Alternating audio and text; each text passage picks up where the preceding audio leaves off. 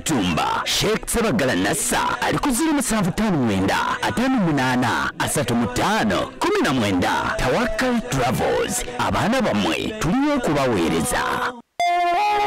Eno ye Salam TV.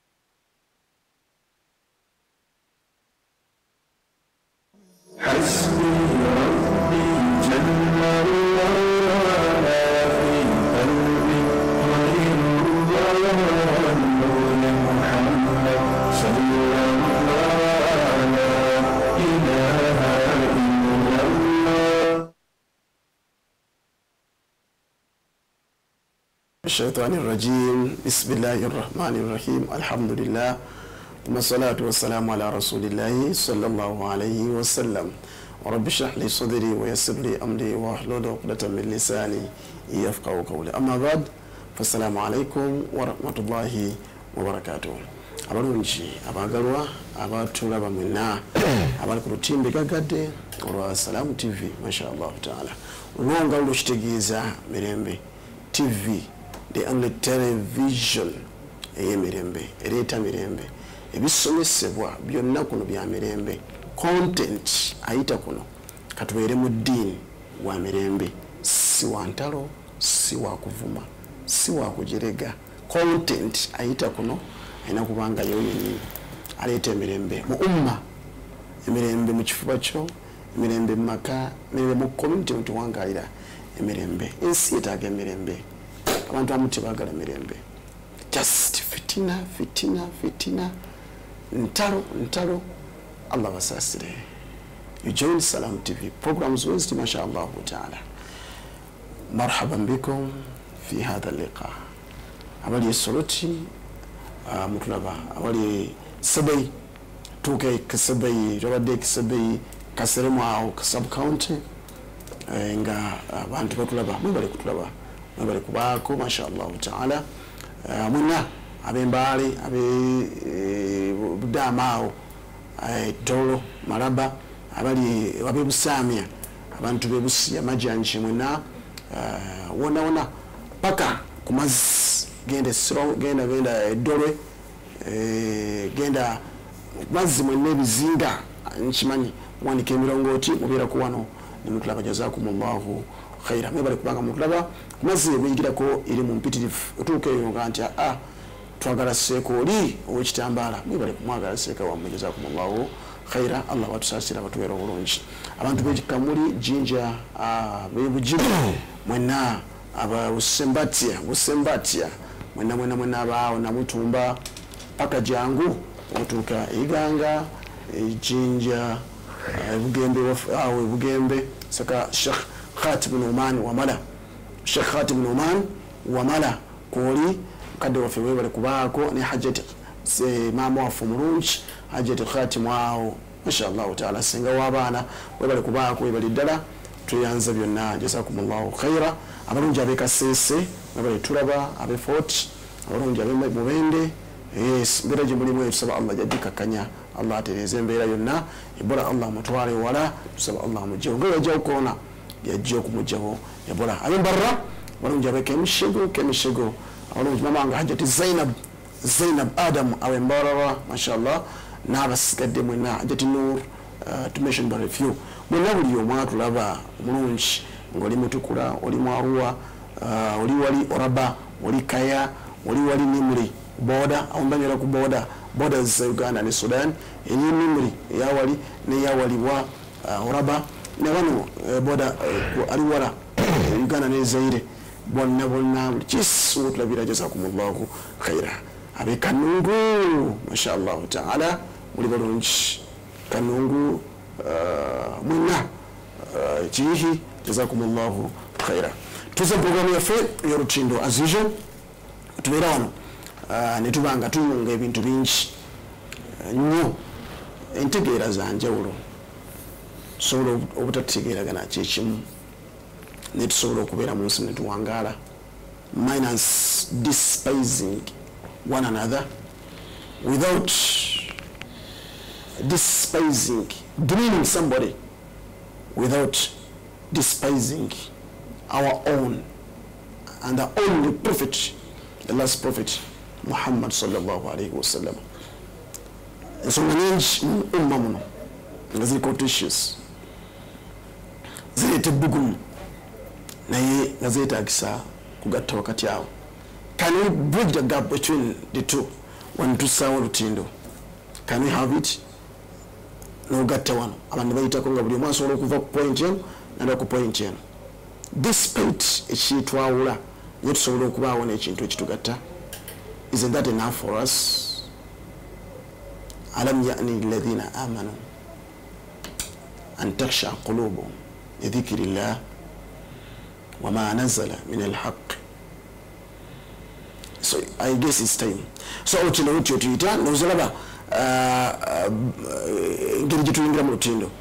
omwezi gwera kitangaala bridge nejja ekibeerawo kitangaala light ebyonna biraga nti lutindo lujja kusomesa ebyo. Nzira mutabani wa Sheikh Ashraf Matovu bazanya nengo azaliwa likyabadde azambo tambala ayina engeri gyayitayo naffe tulwana bwayisi waffe ewaga afande sula mbaya ne mama mulungi owengeye atuzaala seka bantu balizoga seka oluddewo nnyo seka wekitambala taliwo ate nga bakulabye akira mu kyamuse ekulaga nti akikira mu kyamuse asose kulaka yes. أعوذ بالله من الشيطان الرجيم. بسم الله الرحمن الرحيم. الحمد لله الذي خصنا بمحمد فأنقذنا به من ظلمات ودياج. الصلاة والسلام الأتمان الأكملان على سيد الكونين والثقلين والفريقين من عرب ومن عجم. الصلاة والسلام الأتمان الأكملان على نبينا الآمر الناهي فلا أحد أضر في قول لا منه ولا نعم. الصلاة والسلام الأتمان الأكملان على الحبيب الذي ترجى شفاعته لكل هول من الأحوال مقتحم. الصلاة والسلام الأتمان الأكملان على من فاق النبيين في خلق وفي خلق والله ولم يدانوه في علم ولا كرم. فكل الأنبياء من رسول الله ملتمس غرفا من البحر أو رشفا من الديم. اللهم ربنا صل وسلم وزد وتفضل وتحنن وتمجد على هذا النبي الذي تم معناه وصورته ثم اصطفاه حبيبا بارئ النسم. تمتن الله تبارك وتعالى namatendo gonna amalungi amajjuvu mu bujjuvu bwago mwanjagire mulungi Allah subhanahu wa ta'ala anjulire nze naawe kitumwogeddeko netumusalira owekitiibwa mukwano gwaffe musomesa waffe nabbi waffe Muhammad sallallahu alayhi wasallam yatulwanirira okubanga bukyo olwaleero nanze naawe tuli mu basiraamu bwe bayita abasiraamu baba bayita nze naawe bwe bavuma abasiraamu baba bavuma nze naawe bwe bawaana abasiraamu baba bawaana nze naawe buli kyonna kye bakola ku busiraamu nga kitambulira wakati wange naawe kwali kulafuba naakwe owekitiibwa nabbi waffe Muhammad sallallahu alaihi wasallam asaana okwogerwako mutasigala kyekimu wabula n'omusalira nabbi Muhammad sallallahu alaihi wasallam n'omwogerako ate nga bw'otamwogerako gwafiirwa bwewoletera ebizibu. yagamba sallallahu alaihi wasallam raghma anfi rajulin omuddu Allah subhanahu wa ta'ala ebwa sayyidina Jibril yagisabanga nabbi Muhammad sallallahu alaihi wasallam yagamba nti raghma anfi rajulin Allah kakkanye omuddu amufure wa wansi nnyo nga talina kyali oyo man dhukirta indahu falam yusalli alayk singa weegeddwako waali inatakusalira bana okusabira Muhammad sallallahu alaihi wasallam n'okumwogerako obulungi bwonna bwedda gye tuli muntawulira hadithi eri nabi sallallahu alaihi wasallam atugamba nti man salla alayya salatan yenna anjogerako olwogera bwemubuuruti sallallahu alaihi biha 10 omulungi Allah subhanahu wa ta'ala ate gwe akwogerako mu bitonde bisinga obulungi malaika za Allah tabaraka wa ta'ala nakwogerako nga Allah yubahi bika Allah akwonyumiririzaamu olwobusalide ku nabi Muhammad sallallahu alaihi wasallam ekyo Allah akikola mulundi 10 olw'omundi ogumu gwobeera okoze ng'ogedde ku nabbi waffe mulungi Muhammadun sallallahu alaihi wasallam n'amirimu gange nijja murubeerera okuwangalira kutya Allah subhanahu wa ta'ala fahiya wasiyatullahi ilayna wa ila jamii khalqihi kyekiramu omulungi Allah tabaraka wa ta'ala kyatulambira era kyalambira ebitonde bye byonna mbasaba byonna byetukola tubikulembezemu okutya Allah mutujja okufuna okwesiima fi ddarain bwamu n'obweduniya n'obulamu obujja obw'oluvannyuma obulamu bwange n'obuwo tubukulembezemu Allah byonna bibe nga Allah yabikulembera nawoboya mutujja kumusisinkana nga wahuwa radin anna nga Allah musiimu ku ffenna ebbanga byonna musaba Allah akkirize atuwangazi nga tuli mu mbeera ennungi nga tuli mu bulamu bujjudde emikisa ntatuwangalize ku kalimatu la ilaha illa Allah muhammadu rasulullah. Naam, alhamdulillah. Seka tuwadde ensonga ebadde alhamdulillah mukaddima gubadde bwego masha Allah. Muganda wange yoitaka Ahmad Kamada masha Allah kwali musajja mulungi nnyo ku nsonga ezo ate akwagala nnyo taka mulembe makuwa masha Allah.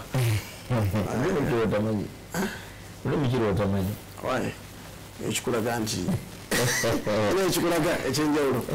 atuuma obulungi mulungi ogwayita before twalusomeseza abakkiriza mawuledi mbamanyi netubateekawo ogwayita netwogera wamanyi abatakkiriza ki mawuledi simanyi lwagwayo abanakugaa nti ulama taudduhum ala al-asabi bamanyi babalira ku ngalo ngera wetwaboogera naffe abeuganda naffe oba baliddeko kubanga uganda tulina bangi uganda mulina bangi baseeka baffe anti bennega mubira mubijja kubalya abatono baseeka baffe era nga nabo bennega muno bemwogera mubijja kubalya abatono. Allah tusasi ya rabbi. Naye ne mu Saudi Arabia bonna abamanyi baayo tebakkiriza mawulidi almasirun abo mulembe guno okuleka nalabe Sudaisi ebigambo ekitategedde byadde bitambula bitya naye mwabikwese nanoonyeza kutuba eyo mwabikwese gyeyabadde akuba ku lunaku lw'amawulidi tusobolako kiipu namba naye mwabifutyasi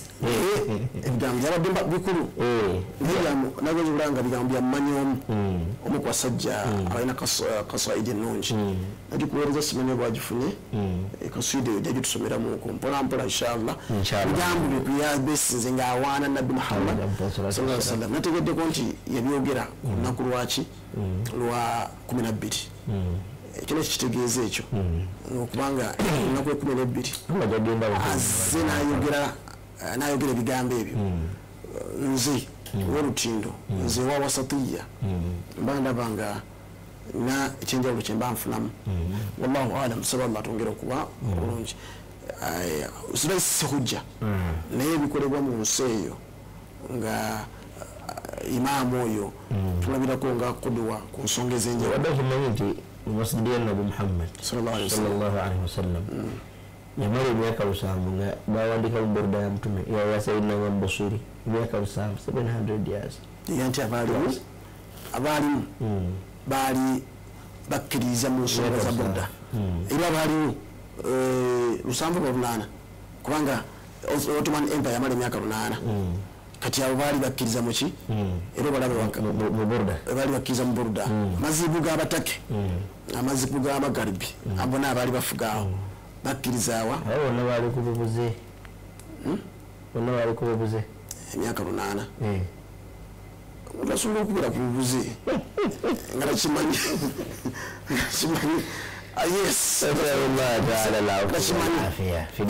yamanyi nti akola ki alongoosa embeera y'olwaleero mulimu otegeera abamanyi abakkiriza mawulidi netubalaba abamu wahuwa qawlu ljumhur wabayo ebigambo bitukanga ya Ibn Taymiya netulaba ebigambo byabamanyi abatakkiriza ki ntakkiriza mawulidi naye lwaki mawulidi esigaddeko empawa kuliko ebigambo abamu bamanyi boogera ebikolebwa mu mawulidi ogemazima mweyimirira qiyamu nemwaniriza nabbi najjazze kuliko abamu amanyi n'okuswalirako sente nabbi ageragera ne sente zammwe ageragera bizibu byammwe ageragera biki ebyo kuliko kuliya kaswaidi ezimu ebirango egimu nga girimu embeera y'okukola ki nga nti lawlaahu ma khulikati ashamsu wala ebigambo ebityo n'ebirala ebibuzaabuza omuntu nsaba bwe batufunulako bitegeeza ki yes sharhi yange natuuka alhamdulillah esharhu yenjirina sharhi yange natuuka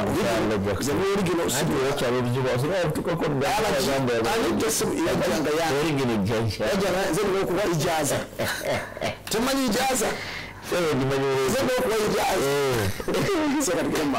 alhamdulillah wassalatu wassalamu ala sayidina rasulillah sallallahu alaihi wasallam wa ala alihi wa sahbihi wa man walahu amma ba'd okunze bulungi okuleeta ensonga ezibuzaabuza mawulid tuzinyonyole producer Akram ye munene ebizu byabiteekateeka Akram yes alhamdulillah senior producer kituufu amalul mawulid erimu ebigambo bingi bimwekwasa era baseeka baffe batusomesezza kiyamu nabbi abaavudde ludda wali mukabbuli Madina ebigambo ebityo sooka mukola kiyamu nabbi abazze kyo kyennyini mawulidi nabbi teyagikuza eteyagikuza kikyo kituufu olunaku lwemukuza olwa mawulidi nabbi lwe yafa lwaki temukuza kufaako owulidde so ensonga zonna saba Allah akkirize tuzijjukire tuzikooneka olwaleero amina rabbi naye nga situnnabagenda wala ensonga yennyini gyolese tutandike nayo eruwa ensonga ya qiyamu ey'okusituka basajja bakulu basituka mu mulyango ogwo ogwokuna omulyango nogwo ogwokuna okutandika walamma tamma min hamlihi shahrani ala mashhuri alaqwali almarwiya tuwufiya bilmadinati almunawwarati abuhu abdillah ebigambo mbirabanga kana qad ijtaza bi akhwalihi bani adi min at-ta'ifati an-najjariyya ومكث فيهم شهرا سقيما يعانون سقمه وشكواه mpaka jibigenda omulyango ogwo Imam al-Barzanji alayhi rahmatullah bwe yaguteekateeka yalawogera ku buto omubaka wa Allah bwe yazaalibwa ojja kujja wano otubuulire Barzanji yaani min ulama al-hadith al-sharif yali muddaala ki yali omu ku bamanyi ba hadithi abanene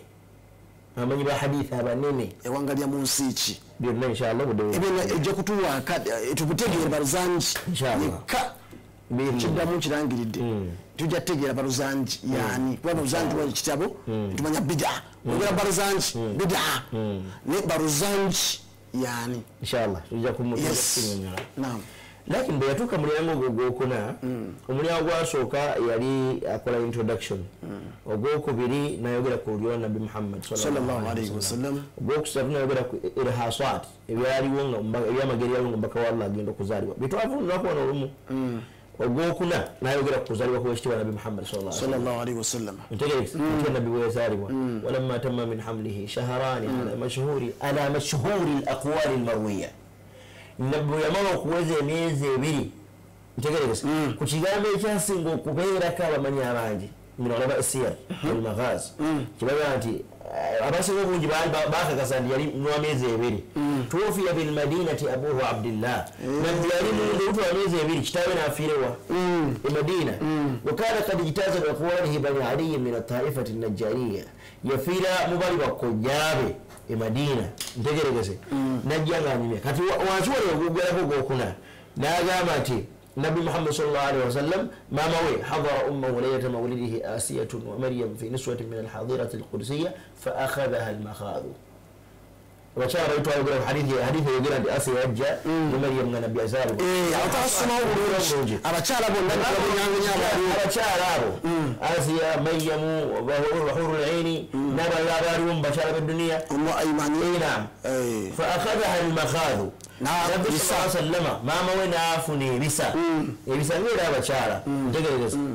fawaladatuhu sallallahu alayhi wasallam era abasajja bakulu ne bayimirira maama we ebisa byamuluma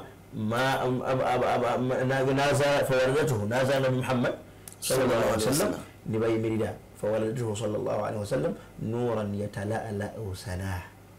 ينزل غازل بكتانغالا صلى الله عليه وسلم فسجوا كل ما كل شيء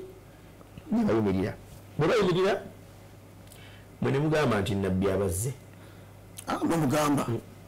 أتحداك umugamba hadda seka mugamba yazze sekamambala challenge ngira wono zayo nko manyi wa fair gani kigambo ekyo azisibamenga ba nebidako ibino marhaba tegeza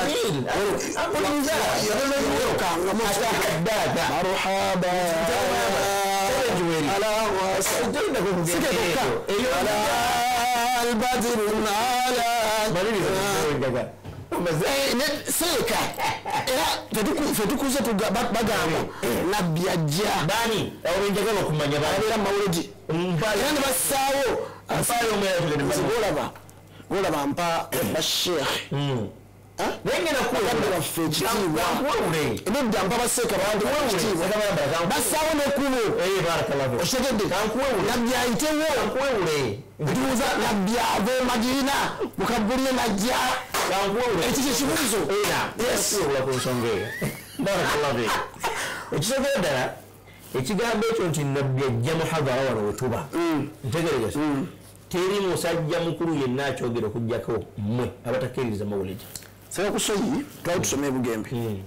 sekakusoyi wali kuno eseka alituwa sekakusoyi imaamu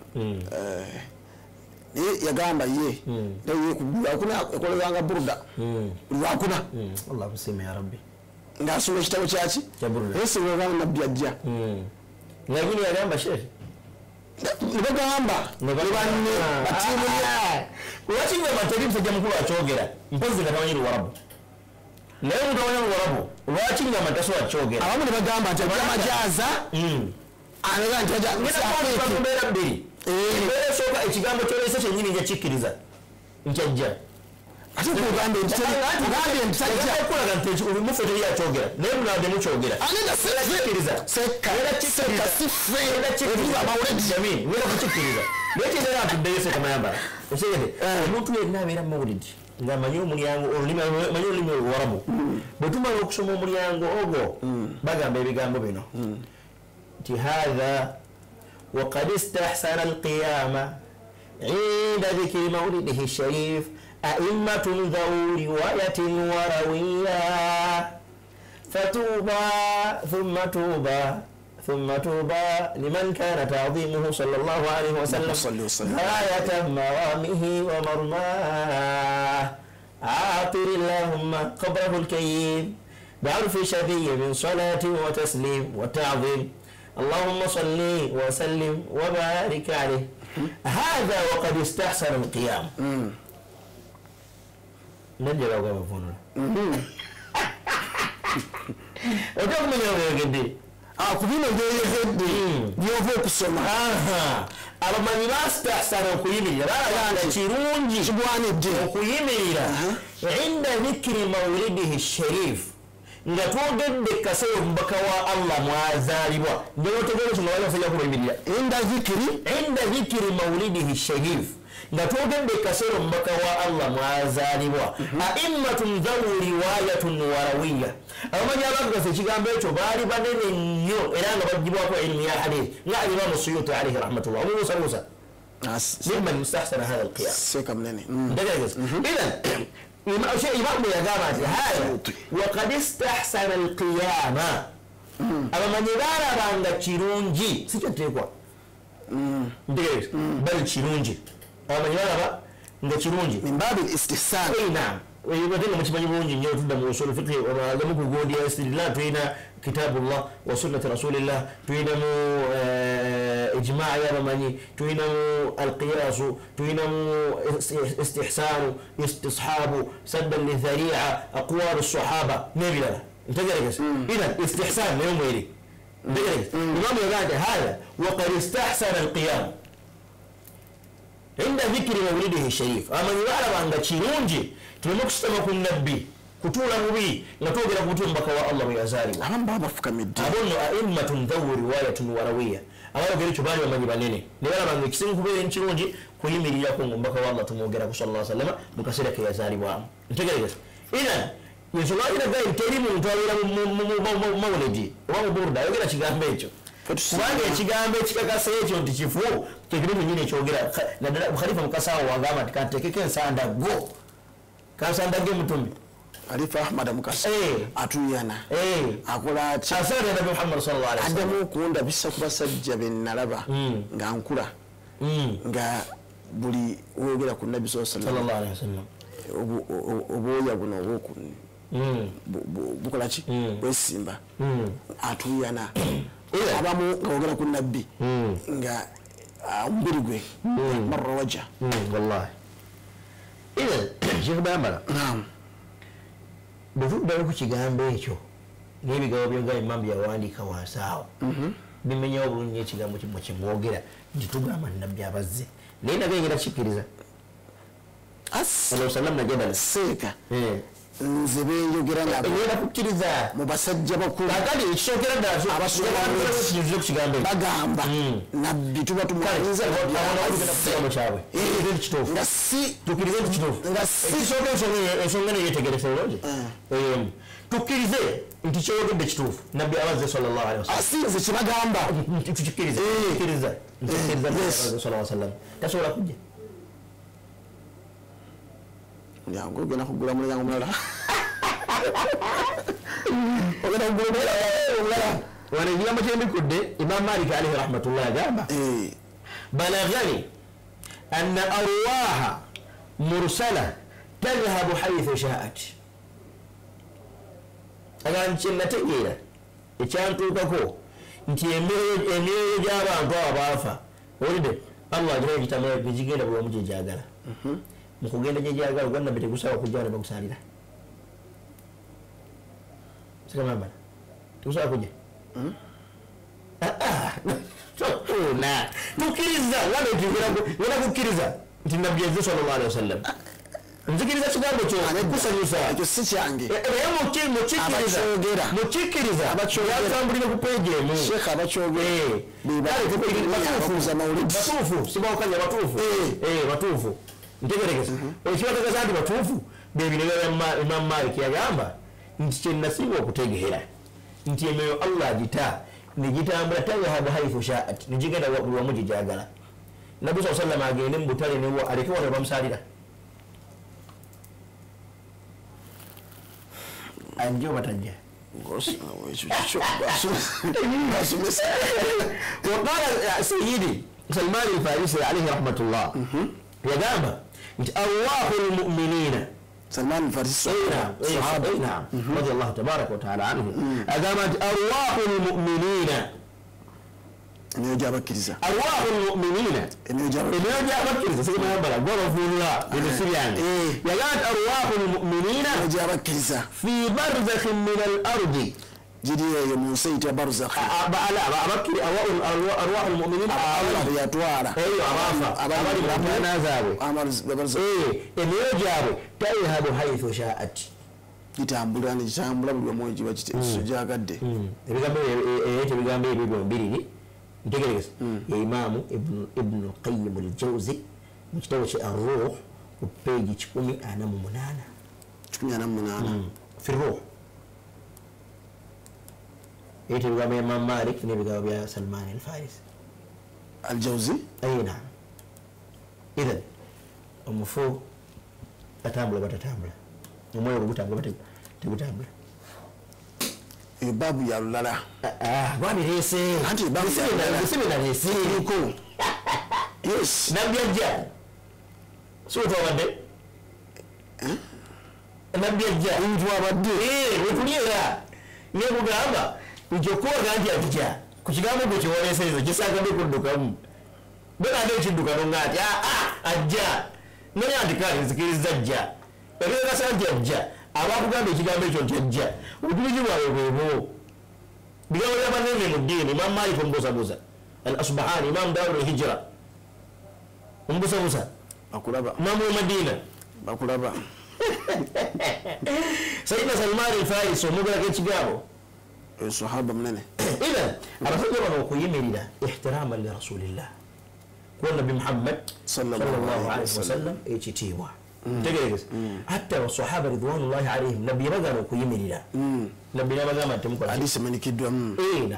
naga temuddamu kuyimirira era ne bakikola naye sayidina hasan bnu thabit radiallahu tabaraka wataala njagalawo nagaana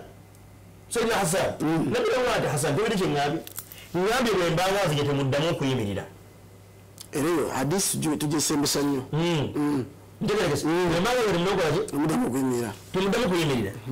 sayidina hasan namugamba nti qiyami lilazizi alaya fardun okuyimirira gyendi nze ku munene ow'ekitiibwa asinga bonna gyendi kyatteeka ate allah akindandikako faraza is compulsory a must yagamba wataruku lfardu ma huwa mustaqimu nze okuleka ekyetteekwa ndaba nga tekigwanira sisobola kukireka okuleka kyatteekwa gyendi nagamba ajabtu liman lahu aqlun wa fahmun awo wanyuma nnyo ebonula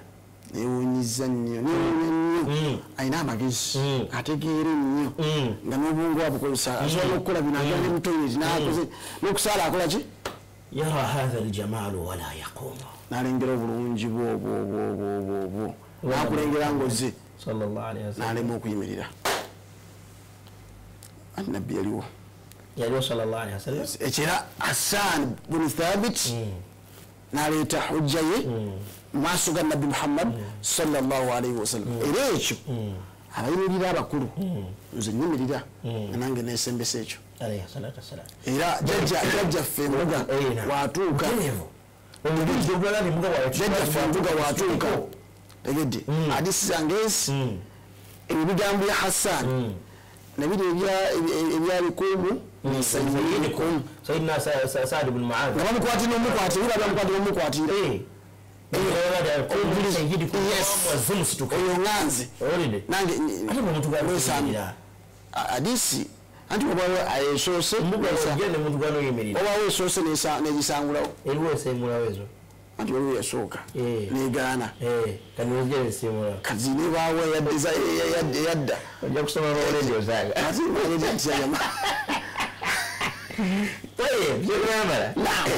ekyo tukkanyaze naawe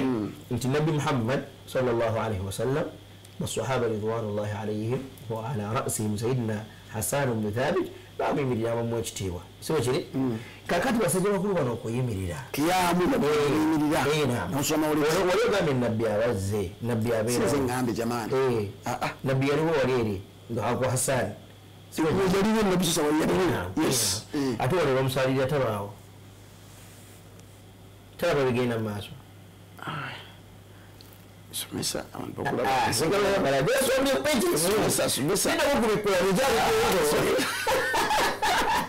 wetusalira nabi Muhammad sallallahu alaihi wasallam tewala bigenda mu maaso taliyo akiramu leero yabadde ate tatulaze wadde wantu bayimirira kakati shekhe nabi sallallahu alaihi wasallam sahha fi alhadith annahu qala nabbi yagamba Muhammad sallallahu alaihi wasallam nagamba nti ma min abdi teri mwana adamu yenna yusalli alayya ansalira anjogerako nansalira nampaana tegeregeza okujjako nga radda allahu alayya ruhi allah nzaamu omwoyo hatta arudda alayhi salam nange nemuddamu salaamu ye hadisi ntuufu kitegeeza nabi sallallahu alaihi wasallam tuba tumwogerako tumusalira farrasulu yusalli alayna naam era tugamba nti yonna emusalira حديث حيث كنتم يقال يا بانك صلوا إن من أفضل أيامكم يوم الجمعة yes osinga obulungi tusafiru alayya min assalati musalira nnyo nga tutambula n'okutambula ekiriza nnyo okunsalira fa inna salatakum ma'rudatun alayya allah swala zammwe azikola ki azindaga ati virtual reality kakati gwe sekamayambo olagala nabbi akulabe nga omusitamieko ano nakula juma bw'oba ogenda kusomesa ku zoom nina omusiraamu gwe nali naye juzi agenda kusomesa ku zoom meeting namusanga yenna ali mu kwetegeka bwe yeesanirira bwe ayambala ekanzu nemugamba ogenda kolaki sekamuzaata nagamba sheekh ngenda kusomesa ku zoom nina zoom gye ngenda okusomesaako ngaali smart ntegeregeza naye lwaki ate ngaali waka bwetavuddeyo avudde bugwayo so okusomesa kuyama abantu kimbadde njagala sheekhe nti ono abali eri bali ku ardu nabbi aboole esimu zaabwe zibooleka omuntu ono ne bamulaba ntegeregeza kyonna kyakola mu bukyangu bwakyo abalimi bakitegeera nti musajja ngaatudde bubi kakati fakaifa rasulullah sallallahu alaihi wasallam mukumutulako nga musitamyeko tetusama tula bulungi yensonga lwaki imamu yagamba nti istahsana alqiyam kirungi okukola ki okuyimirirako namanyini mwali mutusomesa mwatugamba nti omusomesa yenna waba ayingira mu kibiina قف للمعلم ووفه التبجيل كاد المعلم أن يكون رسولا صح هذا المدغام قف للمعلم ووفه التبجيل situkirira omusomesa nga gyomuwa ekitiibwa kubanga omusomesa ono kana almuallim an yakuna rasula ensonga lwaki tumusituukirira omuwa ekitiibwa kubanga asemberedde okubeera ali so kiri kakati oli gwasemberedde okubeera mutamuyimirira ne muwono abo waali omuwalimu nabbi taliiwo basahaba ebigambo maliki bifu basahaba ebyamaliki si bifu basahaba waliwo wonna wekirabikira nti bayimirira ng'omubaka muhammad amaze okufa hali tarku hujja asumana masala gataruku seto sehujja twagamba nti okuleka kwabwe si bugirizi kakati ekibuuzo kyaddemu kimbuze tukibuuza nisigalawo nibanga فالترك ليس بحجة في شرعنا لا يقتضي منعا ولا إيجابا فمن ابتغى حذرا بترك نبينا ورآه حكما صادقا وصوابا قد ضل عن نهج الأدلة كلها بل أخطأ الحكم الصحيح وخابا بريك الدبسيكا فونزا تقول بصحابة ما تشكريشو وسيو جيزي ونسيب يسمو الدين حديث نينو من سن في الإسلام سنة حسنة نو نشيد إنين حديث كل محدثة بدعة تغطى تتيا حديث البدع حديث البدع طيب أقول لك لو شوكرا ولا كده بتيجي بتنيني من سن في الإسلام سنة حسنة حديث البدع يذكر صوصيري هي كل بدعة ضلالة يجعل هي عام أريد به الخصوص يجعل هنا تدريس لا يخبروا كويلة كتاب الدم كويلة كوجين الدم تدريس لو النجام يفعل كل ده مقراني بزوجك لا وابو لقد وقال صلى الله عليه وسلم وكل بدعة ضلالة لكزولا كنا بوزه جميع بكزولا كنا بوزه حديث يجعل عام ابونا okuzula kwonna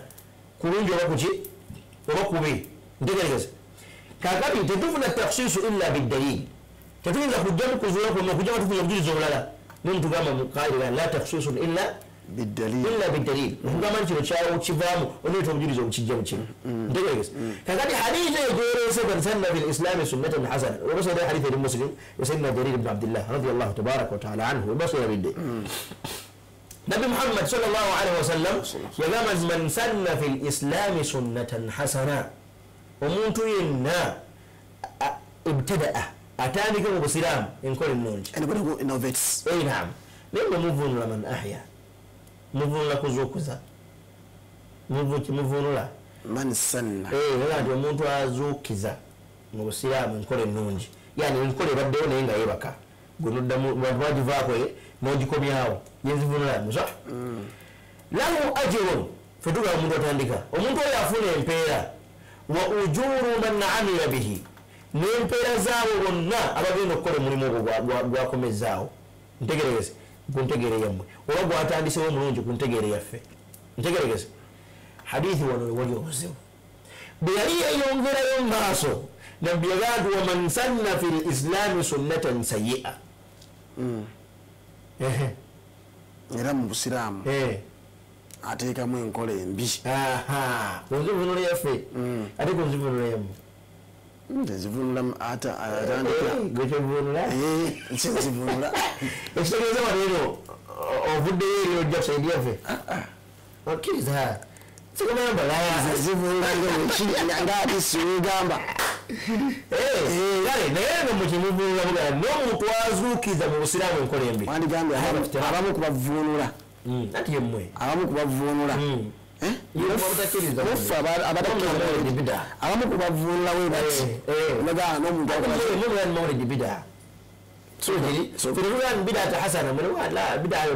abantu bano baagala okutegeera ebigambo ebyo bali ku tv kuna kwogesa amaaso abala bali online kuliko kafuluwo okulwana entalo zino ajati madiina nabakka nabaala agamba bali ku tv batwogesa eki baagala okubaako ekigambo ekyenjawulo kibafuna bakikugjamu nga kigenda bagasa ekigambo ekyenjawulo bafuna ku hadithi eno hadithi eno nabbi sallallahu alaihi wasallam yagimalaga nti waman sanna fi lislaami sunnatan sayyi'a n'omuntu aleeta mu busiraamu enkola etaliimu etali nungi ntegereza lahu wizrun afuna omusango wa awzaaru man amila bihi n'emisango gyabo bonna bagenda okukola enkola eyo kaluli wabavunudde nti oli atandika enkola etali nungi kibanga ekitegeeza obusiraamu mulimu enkola embi oli azuukiza ate kibaga ifitira kuba kutubeera nabi Muhammad sallallahu alaihi wasallam ekitali kirungi ebigambo bino nsaba n'olutindo wetuliko nenyola hadiisi eyo abantu bagitegeere hadithi nsaba basseali ku lutindo kuno hadithi erina enzivunula bbiri enzivunula enfu enzivunula emu ntuufu enzivunula endala nfu gamba teyandigwanidde kyemakoza kubanga ijtihadi nako oli afunamu ki naye nabbi yakosa kigambo waman ijtahada fa akhta gamba kyandigwanidde kyemakoza naye nabbi yakosa kiriri enfu nakola ensobi akhta nasobya ntegeregeza hakati enzivunula emu si ntuufu ndewakivaayo endala ntuufu ate yandigwanidde kale tugende ekikyokyogamba emu ezivunula ntuufu endala yandigwanidde ntegeregeza ezivunula entuufu ku hadithi nabbi yalula nti omuntu yenna atandika mu busiraamu ntegeregeza nga kyatandise mu busiraamu kirungi ntegeregeza afuna empeera naawe bonna bagenda okukola ekyo kyakoze ntegeregeza empeera zaabwe allah nazimuwa nazifuna wala yankusu min ujurihim shay'a nga nabo empeera yaabwe tikendedde ntegeregeza n'omuntu wal aqsu sahih mukyenyume kya hadithi kituufu n'omuntu waleese mu busiraamu ekibi ntegeregeza lahu wizru sunna gyatandise nga mbi kyatandisewo kibi ntegeregeza ekyo kigambo kikulu nnyo sunna gyatandise nga ki nga mbi lahu wizru ofuna omusango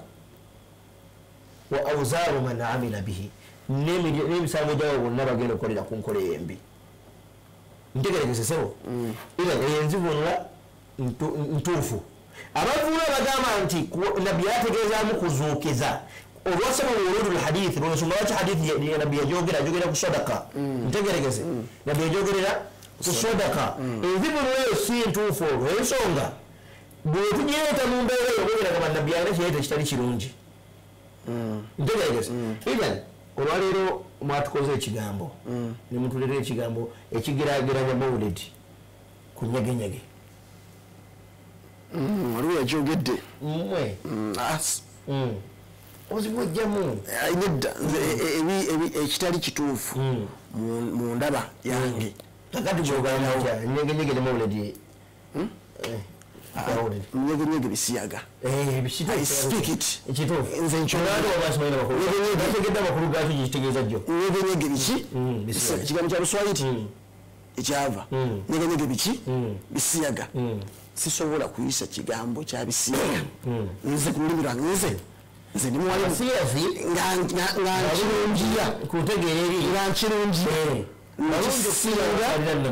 sisobola nze kiisa nakubanga oba mbeeraki sisobola kirungiya wadde ku mulimu ki sisobola agati kyetemayambala sobola kyekanakanyala bwenzi kubanga ekigambo kyebisiyaga kiriko nti omusiyaza attibwa hukumuye akolaki ekyo kigambo kyebisiyaga kyattisa omulembe mulama nekolaki nini waba yeekaza atya I can't stand with him personally nini waba yeekaza atya agati kyetemayambala obuzibu bwetwafunye kati nti ekigamba ensonga fenna al umma umma nabi Muhammad muslimihim wa kafirihim bonna bakkanya nti biri mu nyegenyege haramu ntegeregese Pastor Male yomukuba kuba nyegenyege gamba ne gavumenti yali ekigobye gavumenti parliament yakuba nyegenyege mutereevu kati nze ngandi ku kituuti kati gwe omuwalimu nze nganze ku kituuti sobola kwenkanya ate mawulidi eriko kawuli ya jumhurul fuqaha ntegeregese nawulidde sheekh aganti nawadde jumhuru yagamba nga ninabbi yagamba twala kigambo kyanabiroke kya jumhuru ntegeregese nengamba nti subhanallah nga huwa baid ani lilmi shari jumhuru amanyoso okwegatta kukyanabi osomesa nsi ebitereevu kyendezaako okusomesa ensi kyendezaako okusomesa ensi nti umma nabi Muhammad sallallahu abamanyi baayo tebasobola kwegatta ku kigambo kyawogana ku kyanabbi ensonga sayidina abdullah ibn Mas'ud radiyallahu anhu yagamba nti ma ra'ahu almuslimuna hasana kirungi fahuwa inda Allahi hasan maaso ga Allah kituufu kale sayidina abdullah yagamba ma ra'ahu almuslimuna si ulama abasiraamu ababulijjo kyebalabanga kirungi ababulijjo aninja kigatta abasiraamu bonna abasiraamu bonna kyebalabanga kirungi fahuwa inda Allahi hasan wa Allah kiki kirungi wama ra'ahu almuslimuna qabiha wa sharran fi riwaya kibalabanga kibi fahuwa inda Allahi shar fahuwa inda Allahi qabih nyege asigala mubi kakati umma yonekanya ndi nyege mubi ntegeregese ate umma n'abatali basiraamu ebutereevu bakyegattako nyege apromotinga bisiyaga nyege bisiyaga bwenzi birere bisigadde bya wansiko kikuga kimu kyazikiriza mulembe ekyo kyazikiriza omulembe Sodoma neki ne Gomora kakati shehe esobola kyogera tuddeyo ku bigambo bino tubyetegereze ntegeregese akyogedde alina kukivumirira buvumirizi ate nze mandandibadde nsuubira lwakuba nti temukola nsobi temwetonda muli batuukirivu naye omuntu ono nebadde nsaba singa abadde asobola okwenenyeza Allah abantu basobola kukola tawuba zaabwe nakola tawuba niwaba teyekoze eki kirungi omuntu akola tawuba gyali naye okusinzira bwetuwulira mulekanga mu abatajja kugamba Allah kubasonyiwa ku nsonga eyo